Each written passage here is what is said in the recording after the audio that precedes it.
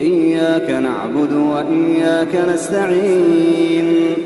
اهدنا الصراط المستقيم صراط الذين أنعمت عليهم غير المغضوب عليهم ولا الضالين.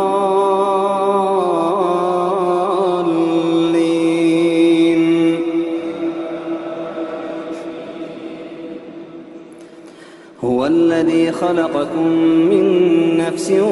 واحدة وجعل منها زوجها ليسكن إليها فلما تغشاها حملت حملا خفيفا فمرت به فلما أثقلت دعوا الله ربهما لئن آتيتنا صالحا لنكونن من الشاكرين فلما آتاهما صالحا جعلا له شركاء فيما آتاهما فتعالى الله عما يشركون أيشركون ما لا يخلق شيئا وهم يخلقون ولا يستطيعون لهم نصرا ولا أنفسهم ينصرون وإن تدعوهم إلى الهدى لا يتبعوكم سواء عليكم أدعوتموهم أم أنتم صامتون إن الذين تدعون من دون الله عباد أمثالكم فادعوهم فليستجيبوا لكم إن كنتم صادقين ألهم أرجل يمشون بها أم لهم أيدي يبطشون بها أم لهم أعين يبصرون بها أم لهم آذان يسمعون بها قل ادعوا شركاءكم ثم كيدون فلا تنظرون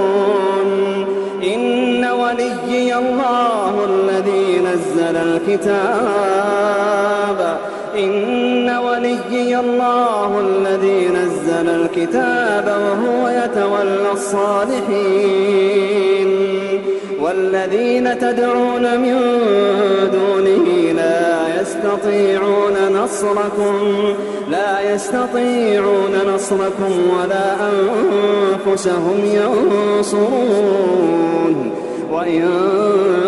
تدعوهم إلى الهدى لا يسمعوا وتراهم ينظرون إليك وهم لا يبصرون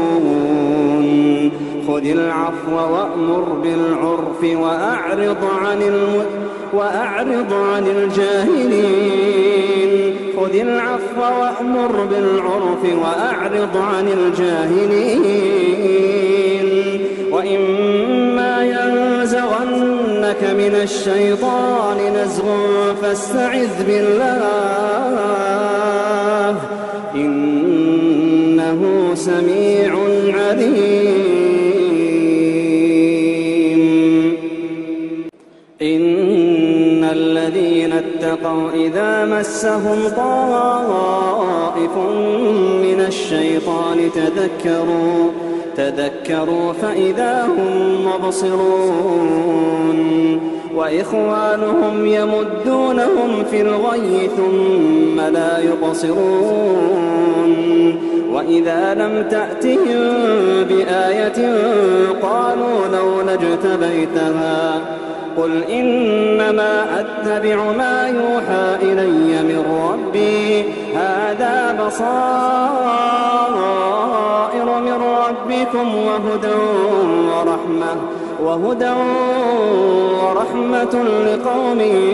يؤمنون